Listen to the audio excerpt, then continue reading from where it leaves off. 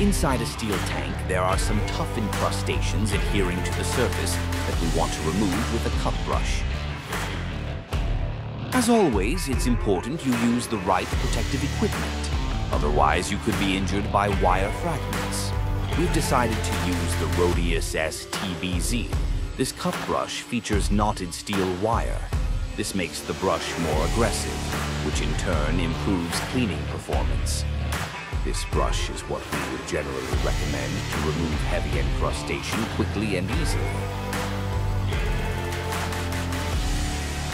In our tank, the encrustation comes away without causing any geometric changes to the steel surface underneath, and the wires can get into even the smallest recesses.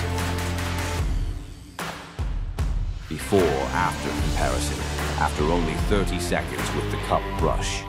Thanks for liking and sharing. Subscribe to our channel now so you don't miss any new videos.